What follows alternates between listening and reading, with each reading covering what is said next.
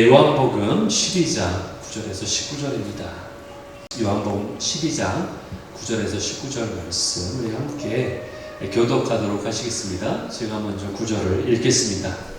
유대인의 큰 무리가 예수께서 여기 계신 줄을 알고 오니 이는 예수만 보기 위함이 아니요 죽은 자 가운데서 살리신 나사로도 보려 함이로라.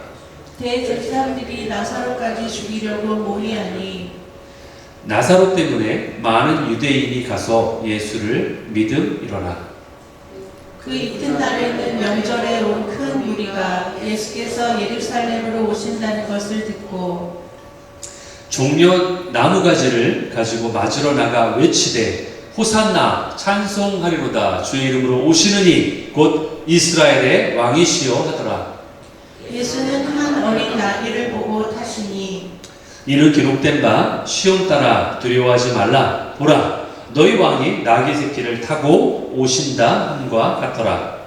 제자들은 처음에 이 일을 깨닫지 못하였다가 예수께서 영광을 얻으신 후에야 이것이 예수께 대하여 기록된 것임과 사람들이 예수께 이같이 한 것임을 생각났더라. 나사로를 무덤에서 불러내어 죽은 자 가운데서 살리실 때에 함께 있던 무리가 증언한지라.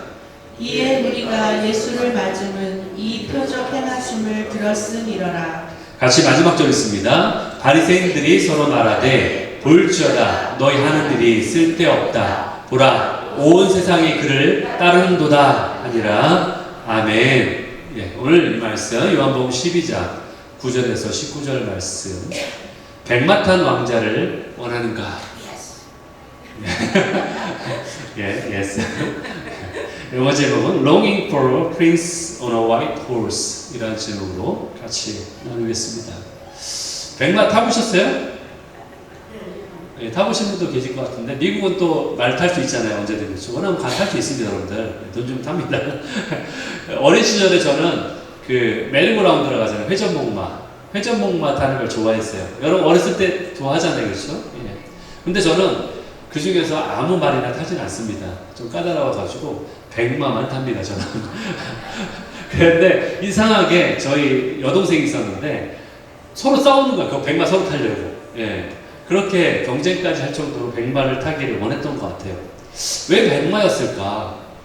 그렇죠? 왜 어린 아이 눈에서도 백마가 좋아 보였을까? 백마는 권위를 상징하고 어떤 힘을 상징합니다. 예. 그리고 어떤 성결스러운, 그렇죠? 깨끗한 어떤 이미지가 있잖아요. 그리고 또한 왕권을 상징한다고요. 왕권. 예. 그래서 백마 탄 왕자는 그 어린아이의 동화의 주인공일 뿐만 아니라 심지어는 어쩌면 우리 모두가 바라는 어떤 영웅과 같은 그러한 모습처럼 비춰줄 수 있다는 거죠. 위기 순간에 나타나서 문제를 해결해 줄 수 있는 우리를 구원해 줄 우리는 그러한 어떤 영웅을 원할지도 몰라요. 오늘 본문을 보면요, 유대인들도 그러한 어떤 영웅 또는 메시아를 기다렸어요. 예. 그런데 백마탄 왕을 기다리는 자들이었는데 오늘 본문 보니까 예수님이 백마를 타고 오신 게 아니라 뭘 타고 오셨어요? 예, 당연히 어린 나귀를 타고 오시는 거예요. 예. 그것도 한 번도 사람을 태워본 적이 없는 어린 나귀야. 그러니까 많이 태워가지고 능숙해가지고 막 태우는 게 아니라 한 번도 태워보지 않아가지고 미숙하고 힘이 약할 거 아니에요. 그런 나귀를 보면 약간 우스꽝스러운 모습일 수 있어요. 사실 그 모습이. 근데 이것이 단순한 어떤 교통수단을 이야기하는 게 아니었다는 거예요. 성경에 보니까. 이것은 하나님의 어떤 구원 계획의 어떤 한 핵심이었어요. 어떤 한 핵심이었어요. 상생해 봅시다. 예수님께서 예루살렘에 입성하시기 직전에 어떠한 일이 있었나요? 우리가 지금 계속 보고 있잖아요. 시간적으로 지금 시간의 순서에 따라서 요한복음을 지금 살펴보고 있어요. 예수님이 예루살렘에 입성하기 전에 어떠한 일이 지난주에 사건이었던 일이 벌어났죠? 죽은 나사로를 살렸죠. 죽었던 나사로를 살렸습니다. 죽은 지 며칠이 된? 사흘이 아니라 나흘이죠. 네. 4일씩이나 된 그러한 나사로를 살렸어요. 지금 현대처럼 어떤 냉동시설이 갖춰져 있으면은 거기에 넣어놨으면 썩지 않을 텐데 그때는 그런 시절이 아니었어요. 그래서 그때는 나흘씩이나 지났기 때문에 4일이나 지났기 때문에 완전히 시체가 이제 썩기 시작하는 거예요. 냄새가 이제 나기 시작하는 거예요. 그러니까 의학적으로 볼 때도 살아나게 하는 것이 거의 불가능해 보이는 것을 상황이었다는 거죠. 그런데 예수님이 나사로야 나와라 라고 말씀하시니까 나사로가 이게 배를 몸에다 감은 채로 걸어 나오는 거예요. 얼마나 충격적이었겠어요. 그걸 보는 순간 충격적이죠. 기절한 사람도 있었을지 몰라요. 이 사건은 6월절을 맞아서 예루살렘으로 향했던 모든 자들. 여러분 절기가 되면 온 나라가, 이스라엘은 온 나라가 지금도 마찬가지, 지금도 그래요. 온 나라가 모입니다. 다 예루살렘으로 모입니다. 그런데 그 소식을 마침 그 예수님이 행했던 그 사건을 다 듣게 된 거예요. 그러니까 사람들이 다 이 소문에 빠르게 퍼져나가기 시작한 거죠. 11절을 함께 읽어보시겠습니다. 나사로 때문에 많은 유대인이 가서 예수를 믿었다. 예, 많은 사람들이 예수를 믿었다. 물론 예수님이 죽은 자를 살린 게 이것이 처음은 아니에요. 예. 그 회당장 야이로의 딸도 살렸고요. 그리고 나인성 과부의 아들도 살려냈습니다. 하지만 나사로의 경우는 차원이 달라요. 나사로의 경우는요, 완전히 죽었다라고 사람들이 믿게 될 정도로 4일이나 지났다는 얘기잖아요. 이미 장사도 지냈어요. 이미 무덤에 넣어놨어요. 넣어둔 지 4일이나 지났어요. 그렇기 때문에 나사로를 살렸다는 소문은 엄청난 사건이었어요. 그래서 이 소문은 삽시간의 산불처럼 퍼져나갔어요. 때마침 6월절이었기 때문에 더 많은 사람들이 이 소문을 듣게 되었어요. 13절을 한번 읽어보겠습니다. 종려나무 가지를 가지고 마저로 나가 외치되 호산나 찬송하리로다 죄 이름으로 오시는 이여 곧 이스라엘의 왕이로다. 여러분 이 호산나라는 찬양도 많이 있는데 호산나라는 이 말을 들으면 어떠한 느낌이 드십니까? 호산나. 이 말의 뜻이 뭐냐면요, 여러분 아실 수도 있겠지만 시편 118편 25절에 찾아보면 이런 말이 나와요. 우리를 구원해 주옵소서. 호산나라는 뜻은 우리를 구원해 주세요. 이거는 바로 애타는 그 부르짖음이에요. 말하자면. 그러니까 호산나라고 이 유대인들이 외치는 것에 어떤 의미와 그 무게감을 이 유대인들은 알고 있어요. 그러니까 호산나라고 외치는 것이 단순한 환영의 뜻이 아니에요. 이것은 바로 우리를 구원해 주세요라는 간절한 구원에 대한 호소였어요. 그걸 외치고 있었던 거였어요. 사람들의 흥분을 상상해 보세요. 거리마다 막 사람들이 넘쳐납니다. 이 예루살렘 안에는 사람들이 넘쳐나요. 예루살렘이 그렇게 크지 않아요. 여러분들 한번 이스라엘 가보시면 아시겠지만 예전엔 더 작았겠죠. 지금은 더 커졌겠지만 그럼에도 불구하고 그렇게 크지 않습니다. 사람들이 막 넘쳐나요. 종려나무 가지를 흔들면서 이들이 경외한 자신들이 메시아를 경외하는 뜻으로 자신의 겉옷을 벗어가지고 그 겉옷을 그 앞에 펼치면서 호산나 외치고 경배하는 거예요. 죽은 지 나흘이나 된 나사로를 살렸다면 저 로마 군대쯤은 손쉽게 이길 수 있을 거야 라고 생각했을 거예요. 오병이의 기적을 행하신 예수님이라면 우리의 그 가난과 경제적 어려움도 쉽게 해결할 수 있을 거라고 그렇게 생각했을 거예요. 그리고 수많은 병자를 치료하신 분이라면 우리가 가진 수많은 문제들을 다 해결할 분이라고 기대했을 거예요. 이것이 바로 이들이 꿈꿔왔던 메시아의 모습이에요. 이들이 기대했던 모습이었어요. 상황이 이렇게 되자 바리새인들이 어떻게 반응했는가? 우리가 이미 읽었는데 19절을 봅시다. 바리새인들이 말하되 봐라 볼지어다 봐라 너희 하는 일이, 그러니까 서로에게 얘기하는 거예요. 바리새인들끼리 우리가 하는 일이 이 얘기예요. 우리가 하는 일이 이제 쓸데없게 됐어. 보라 온 세상이 그를 따르고 있잖아. 대화는 마치 이와 같은 거예요. 야 이제 정말 끝났다. 이제 끝났다. 게임 끝났다. 아무리 우리가 저 예수를 트집 잡으려고 해도 이제 소용없게 됐어. 이제 다 끝났어. 저 엄청난 인파를 봐봐. 지금 온 세상이 다 예수를 따르고 있잖아. 큰일 났다. 어떡하냐. 이 얘기예요. 이때 이 종교 지도자의 말처럼 군중들의 기대는 폭발적이었어요. 지금으로 치면은 아마 이때 예루살렘 분위기는요, 이 한국이 예전에 월드컵 8강 진출했을 때에 그 승리한 후에 광화문 거리를 메웠던 그 인파, 그런 정도의 수준이었다고 저는 생각해요. 그처럼 열광하는 사람들이 몰려 나온 거죠.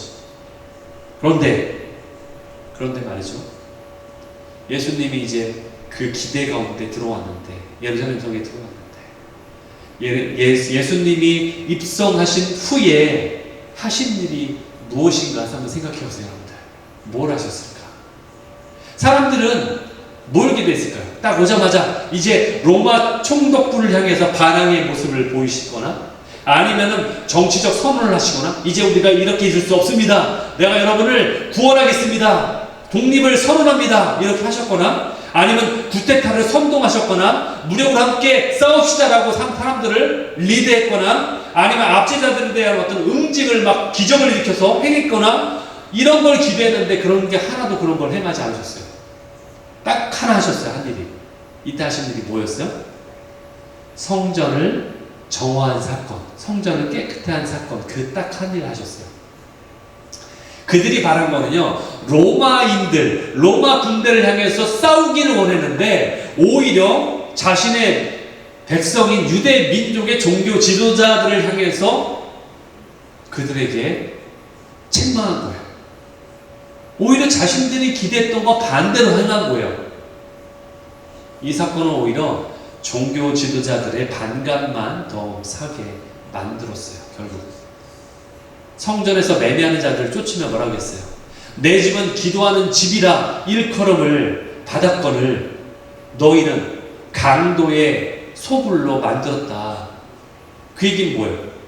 이곳이 강도의 소굴이 됐다는 얘기죠. 그러면 그 안에 있는 사람은 뭐예요? 강도죠.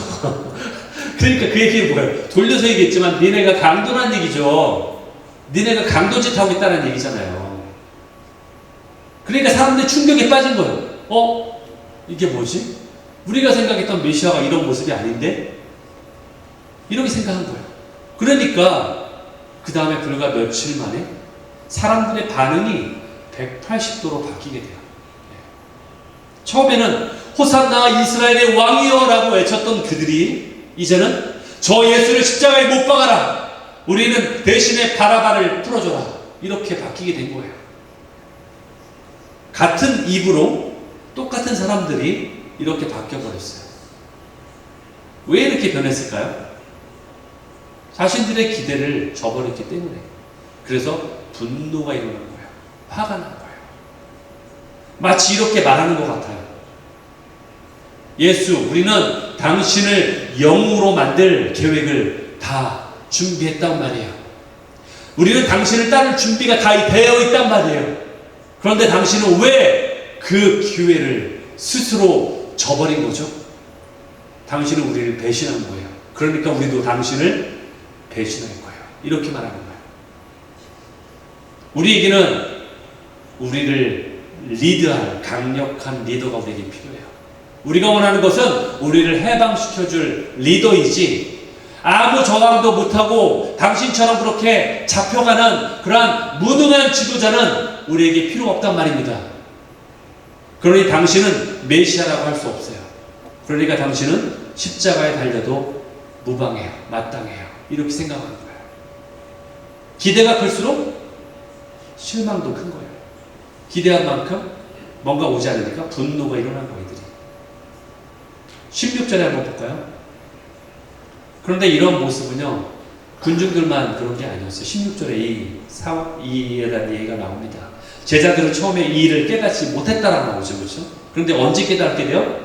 영광을 얻으신 후에. 그게 뭐예요? 예수님 완전히 부활하신 후에서야, 그때쯤 됐을 때, 예수님에 대해서 기록된 이것이 바로 이거구나.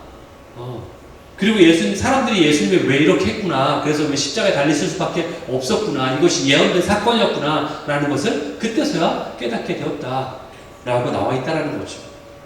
놀랍게도 제자들조차도 이 상황을 온전히 이해하지 못했다는 거예요. 이들은 3년씩이나 예수님과 함께 했잖아요. 3년씩이나 함께 했는데도 이것을 깨닫지 못했어요. 심지어는 베드로는 예수님을 메시아로 고백했던 자였어요. 그렇죠? 직접 주는 그리스도시라고, 메시아라고. 그런데 제자들은 영적으로 깜깜한 상태에 있었다는 거죠. 이것을 어떻게 알 수 있냐? 여러분, 겟세마네에서 예수님이 피땀 흘려 기도할 때 제자들은 어떻게 했습니까? 잤어요. 예수님이 베드로에게 미리 경고까지 했죠. 네가 나를 3번 부인할 거라고 미리 예방주사까지 맞췄어요. 네가 나를 이렇게 할 거야 라고 미리 예언한 거잖아요. 알려준 거잖아요. 그런데도 미리 얘기했는데도 3번이나 부인했어요. 알려줬는데도. 예수님의 십자가 앞에서 제자들이 어떻게 했어요? 모두가 뿔뿔이 도망가 버렸어요. 그러니까 제자들이 이 정도였으니까 사람들은 어떻게 했습니까? 오늘 보면 14절, 15절을 한번 보도록 하겠습니다. 거기 보면 이렇게 나와 있어요. 예수는 한 어린 나귀를 타시니 이는 기록되어 있었다. 그러면서 시온 따라 두려워하지 말라. 너희 왕이 어린 나귀를 타고 오시는 것이다. 이렇게 예언된 것이다. 이게 지금 기록된 바, 어디에 기록됐습니까? 바로 스가랴서 9장 9절에 예언되어 있는 거예요. 스가랴서 9장 9절. 시온에 따라 크게 기뻐할지어다. 예루살렘의 딸들아 즐거워할지어다. 보라, 내 왕이 임하실 것이다. 그는 공의로우시다. 구원을 베풀 것이다. 그런데 겸손해서 나귀를 타실 것이다. 그런데 그 나귀는 어린 나귀일 것이다. 라고 나와 있죠. 이것은 그러니까 우연의 일치가 아니라는 거예요. 예수님이 우연스럽게 나귀를 탄 게 아니네요. 근데 이 스가랴가 선지자가 했던 이때가 언제예요? 예수님이 오시기 전이잖아요. 얼마큼 전? 500년 전. 여러분, 한국에서 500년 전이 언제예요? 조선시대. 임진왜란 그때 거예요. 그렇죠? 예, 500년 전이에요. 500년 전. 그때 이미 예언된 사건이라는 거예요. 이 얘기는 뭐예요? 하나님의 계획은 반드시 이루신다. 이 얘기예요. 하나님의 계획에는 한치의 오차도 없다는 것을 우리에게 보여주고 있는 증거라는 거죠. 그러니까 예수님이 메시아가 맞다. 예언된 대로 성취시킨 메시아가 맞다는 거예요. 그렇다면 왜 어린 나귀였을까? 첫 번째, 방금 전에 말씀드린 대로 하나님의 신실하심의 증거이기 때문에 하나님 하신 약속을 이루시기 위해서 예수님은 어린 나귀를 탈 수밖에 없는 거야. 왜냐하면 이미 예언이 이렇게 돼 있기 때문에 그렇게 해야지만이 성취가 되는 거기 때문에 예수님은 나귀를 타신 거예요. 두 번째, 나귀를 탄 이유는 아까 스가랴서에 나온 것처럼 겸손의 모습을 보여주시기 위해서, 겸손의 완벽한 모습이에요. 겸손이라는 단어는요, 원래 고난을 당한다라는 뜻에서 나온 말이에요. 그렇기 때문에 예수님은 고난을 받을 수밖에 없는 왕으로 오셨기 때문에 나귀를 타신 거예요. 세 번째는요, 고난의 길을 앞으로 가실 거에 대한 미리 보여주시는 어떤 복선이에요. 어떤 예표예요. 예시예요. 아무도 타보지 않았다고 했죠. 어린 나귀예요. 그러니까 예수님이 타셨을 때, 남자 성인이 탔을 때 그 무게를 쉽게 견딜 수 없었겠죠. 저 큰 튼튼한 말이 아니라 어린 나귀, 그것도 한 번도 사람을 태운 적이 없어서 낯설은, 누가 내 등 뒤에 타는 게 낯설은 그 어린 나귀를 탔다는 얘기는 힘들어서 천천히 움직일 수밖에 없는 나귀라는 거예요. 그 모습이 마치 무거운 십자가를 지고 골고다 언덕을 오르시는 예수님의 모습을 연상시키는 거예요. 미리 보여주는 거예요. 그 고난을 받으시는 예수님을 예표하는 거예요. 이것은 이사야 53장 7절을 떠올리게 합니다. 이는 곤욕을 당하여 괴로울 때도 입을 열지 아니하였고 마치 도수장에 끌려가는 어린 양과 털 깎는 자 앞에 잠잠한 양처럼 그와 같은 모습으로 끌려가셨다. 이런 것을 우리에게 보여주신다는 거예요. 오늘 본문 보면서 우리는 저 무지한 군중들을 보잖아요. 그렇죠? 그러면서 도무지 이해가 되지 않잖아요. 아니, 어떻게 불과 며칠 사이에 한 입으로 다른 얘기를 할 수 있지? 어떻게 저렇게 싹 변할 수 있지? 사람들이? 야, 어떻게 저럴 수 있냐? 제자들을 보면서도 그러잖아요. 어쩌면 저렇게 의리도 없지? 3년 동안이나 같이 자신들이 섬기고 막 목숨까지 바칠 것 같이 막 그랬던, 나는 절대로 부인하지 않겠다고 했던 그러한 제자들이 어떻게 저렇게 의리도 없이 나 몰라라고 다 도망갈 수 있지? 그런데 저는 이 장면을 보면서 한 가지 질문이 떠올랐습니다. 과연 우리는 저 사람들을, 그 당시 사람들을 쉽게 비난할 자격이 있을까? 이 질문이 떠오르는 거예요. 네. 한번 솔직하게, 한번 정직하게 한번 생각해 보시기 바랍니다. 스스로에게. 우리도 예수님께 환호하지 않습니까? 여러분이 예수님께 언제 환호합니까? 구원 얻었을 때 환호했겠죠? 축복받았을 때 환호하겠죠? 여러분의 기도가 응답되었을 때. 특별히 한국에는 시험 보는 시간이 있잖아요. 겨울에. 그렇죠? 그럼 그때 되면은 새벽기도 안 나오셨던 분이 갑자기 막 나오기 시작하잖아요. 그렇죠? 그게 뭐 꼭 나쁘다는 얘기는 아닌데 우리가 뭔가 기도의 응답을 받으면 환호할 수 있잖아요. 예수님께. 나의 병이 낫게 됐을 때 환호할 수 있죠. 시험에 합격했을 때 할렐루야 감사합니다. 환호하잖아요. 그런데 생각해 보세요. 우리 삶에는 항상 환호할 일만 있습니까? 그렇지 않잖아요. 우리 삶에는 때로는 실패도 경험할 수 있고요. 그리고 낙심할 때도 있어요. 마음이 무너질 때가 있어요. 또 힘든 시기도 찾아옵니다. 기도의 응답이 잘 안 될 때도, 더딜 때도 있어요. 왜 이렇게 기도 응답이 잘 안 되는 것 같지라고 생각될 때가 있어요. 그런 순간마다 우리의 감정의 기복이 있어가지고 실망하기도 하고 좌절하기도 하고 하나님이 없는 것처럼 막 하나님께 막 질타하기도 하고 또 어떤 때는 하나님을 또 응답하시고 또 환호하기도 하고 이렇게 절망과 기쁨을 반복한다면 그러한 것이 우리의 삶이라면 저 믿지 않는 사람과 우리가 어떤 디퍼런스가 어떤 차이가 있냐는 거죠. 한번 생각해 보셨나요? 만약 그렇다면 정말 믿지 않는 자들이랑 우리랑 무슨 차이가 있어요? 믿지 않는 사람도 복권 당첨되면 좋아하죠. 믿지 않는 사람도 슬프면 슬퍼하고 절망하죠. 근데 우리도 만약 그와 똑같다면 우리가 주님의 기도 응답받고 축복될 때만 좋아하고 기뻐하고 감사하다가 주님이 좀 뭔가 더딘 것 같고 응답이 늦어질 때 주님 앞에 오히려 주님을 한탄하고 컴플레인하고 그런다면 믿지 않는 자들과 우리하고 차이가 뭐냐는 거예요. 과연 우리의 믿음이라는 것이 신앙이라는 것이 과연 어떤 게 신앙이라는 거죠. 이것을 생각해 본다는 거예요. 우리의 신앙도 조건부 신앙은 아닌가 한번 돌이켜 봐야 된다는 겁니다. 만약에 우리 믿는 사람이 달라야 된다면 뭐가 달라야 될까요? 여러분 믿지 않는 자들은요 이 일생의 삶을 다라고 생각해요. 일생의 삶이 마무리가 다예요. 그러니까 일생 살 때 내가 살아있을 때 이 땅에 살 때 이때 뭔가 많이 누려야 되고 많이 뭐가 즐거워야 되고 많이 뭔가를 얻어야 되는 거예요. 그렇기 때문에 나에게 조금이라도 어려운 일이 있거나 그러면 너무 좌절할 수밖에 없고 그것이 응답이 안 되는 거예요. 그러나 우리의 삶은 어때요? 우리는 영생이라는 삶이 또 있는 거예요. 그렇기 때문에 그 영생의 삶을 영위한다고 생각한다면 이 안에서 이 일생이나 짧은 삶 안에서 쉽게 좌절할 필요가 없는 거예요. 그렇기 때문에 그것이 바로 믿는 사람과 믿지 않는 자들의 차이점이라는 거죠. 그것을 온전히 인식하지 못한다면 우리도 세상 사람처럼 똑같이 금방 좌절하고 금방 엎어지고 그럴 수밖에 없는 거예요.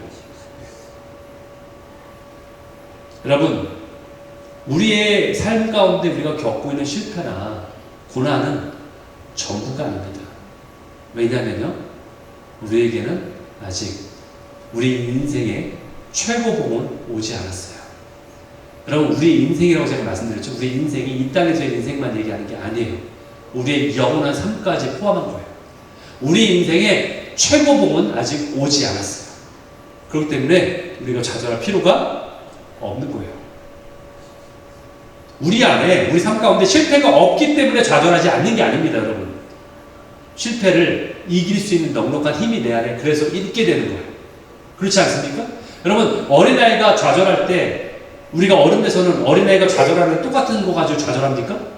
장난감 하나 못 샀다고 막 세상 막 끝난 것처럼 좌절하고 막 울고 있고 밥 안 먹고 막 문에 들어가 문 잠그고 들어가서 울진 않잖아요. 더 이상 우리는. 그렇죠?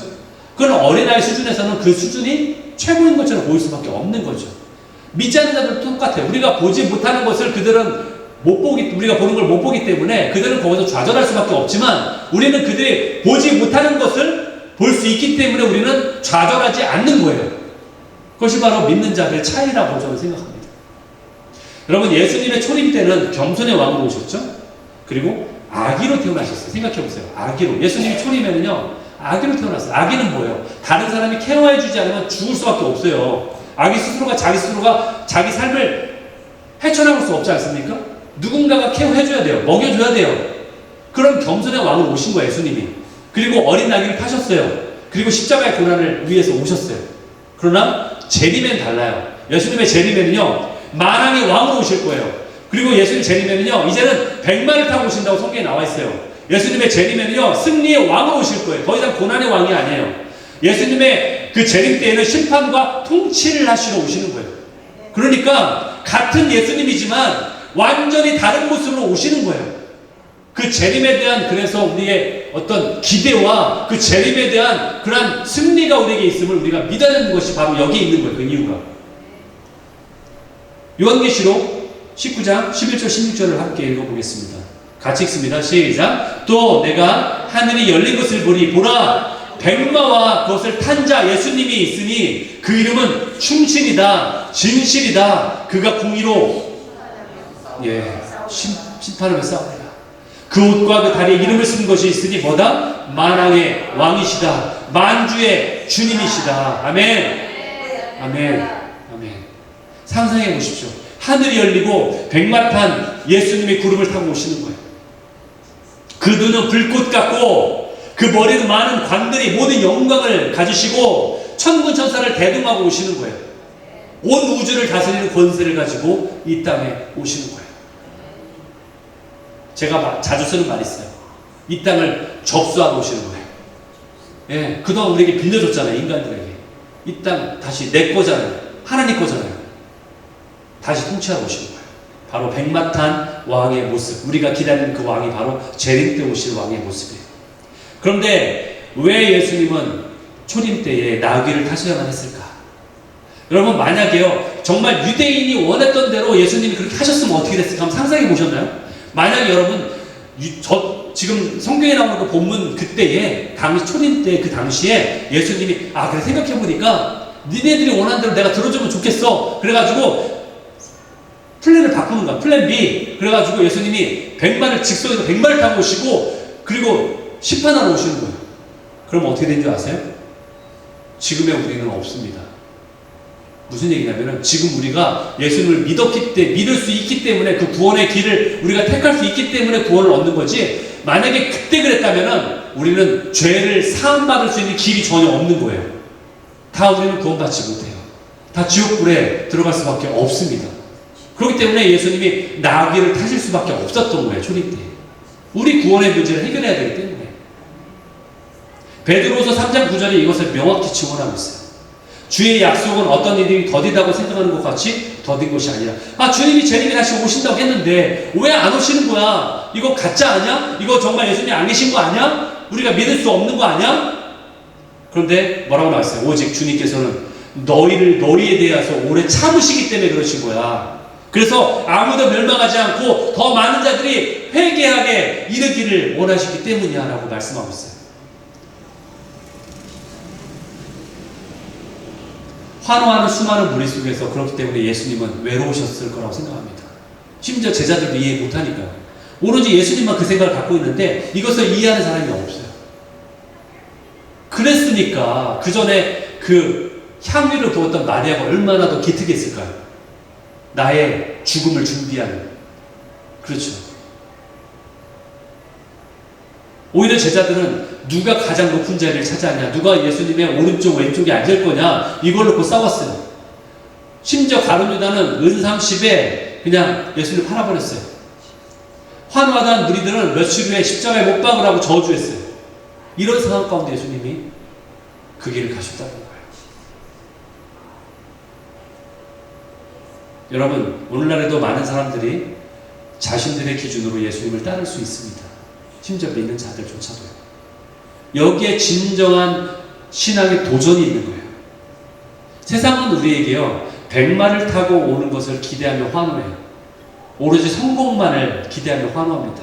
하지만 우리의 길은 뭐예요? 어린 나귀를 타는 길이에요. 우리의 길은 고독의 길일 수밖에 없어요. 예수님처럼 고난의 길일 수밖에 없는 거예요. 왜냐하면 세상이 그걸 이해하지 못하기 때문이에요. 왜 우리의 길이 좁은 문이고 좁은 길이냐면은 세상이 그걸 이해하지 못하기 때문에 그런 거예요. 대다수의 사람들이. 그게 대다수잖아요. 믿지 않는 자들이. 왜냐하면 그 진리이기 때문에. 진리는 진리를 아는 자만이 볼 수 있는 거지, 진리를 모르는 자들은 이해조차 하지 못하기 때문에 그 길이 외로울 수밖에 없는 거예요. 왜냐하면 진리를 보는 사람이 분명히 볼 수 있는데 그걸 못 보니까. 여러분, 우리가 말로만 예수님을 닮겠다고 하는 것이 아니라 정말로 그 길을 살아가야 되고 살아내야 되고 걸어가야 된다는 거예요. 이것이 우리에게 도전이에요. 정말 도전이에요. 저는 이것이 쉽다라고 지금 말씀드리는 게 아니에요. 아니면 여러분에게, 여러분은 예수님을 믿으니까 당위성을 내세우면서 이게 규칙이니까 여러분이 이래야만 합니다라고 어떤 도덕체처럼 율법처럼 여러분에게 말씀드리는 게 아니에요. 강요하는 게 아니에요. 하지만 꼭 그래야만 할 수밖에 없는 길이에요, 사실은. 쉽지는 않아요, 그러나.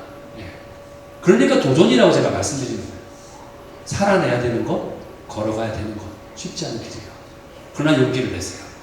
성령님 여러분 함께 하시고 주님이 이미 걸어가시는 길이에요. 아멘?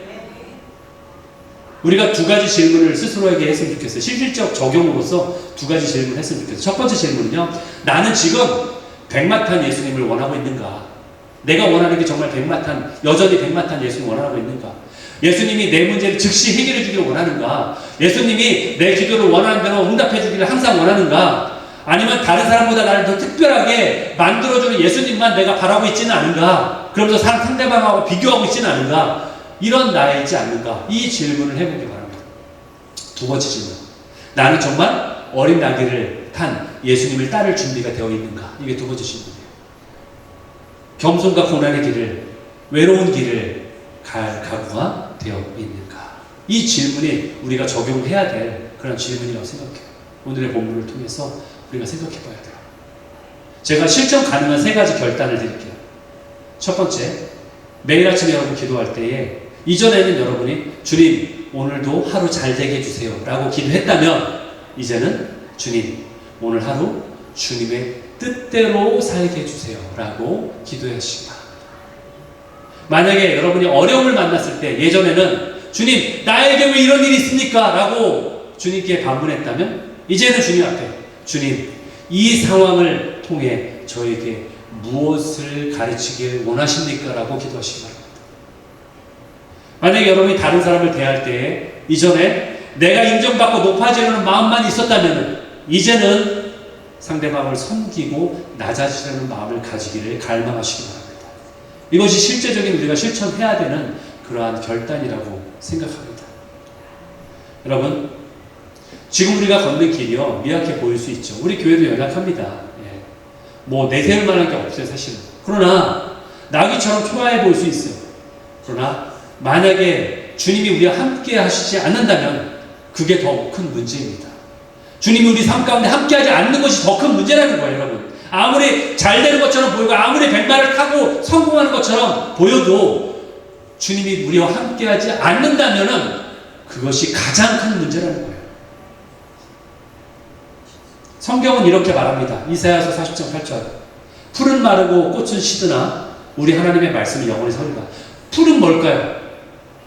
풀, 잡초, 빨리빨리 자라잖아요. 세상은 잘 되는 것처럼 보여. 다른 사람들은 잘 되는 것처럼 보여. 그러나 그것은 영원한 게 아니에요. 이 땅의 것은 시들기 마련입니다. 꽃은 뭐예요? 이 땅의 성공이죠. 열매죠. 예, 남의 성공 이런 것들이 영원히 갈 것처럼 보이지만 그것도 잠시라는 거죠. 그러나 무엇은 영원하다?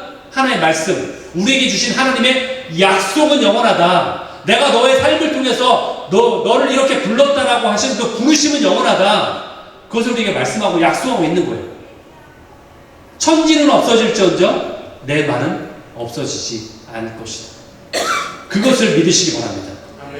스가랴의 선지자를 통해서 500년 전에 주셨던 예언이 예수님을 통해서 이루어지듯이 또한 예수님의 모든 말씀이 하나도 빠짐없이 성취가 되듯이 우리에게 주신, 여러분의 각자에게 주신 하나님의 약속이 있을 거예요. 한번 기억해 보세요. 하나님이 여러분에게 주신 약속이 있어요. 여러분 처음 예수님 믿을 때 또는 여러분이 기도할 때 주셨던 약속이 있을 거예요. 그 약속을 반드시 이룰 줄 믿습니다. 네. 반드시 이룰 겁니다. 네. 여러분 낙심하지 마시고 절망하지 마시고 힘을 내셔야 돼요.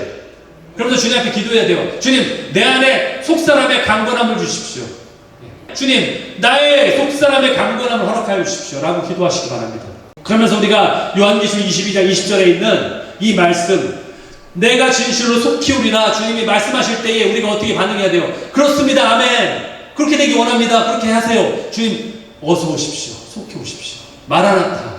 이런 신앙으로 살아가야 된다는 거예요. 이 고백이 두려움에서가 아니라 소망으로 외치는, 주님 앞에 외치는 우리의 믿음의 고백이 될 줄 믿습니다.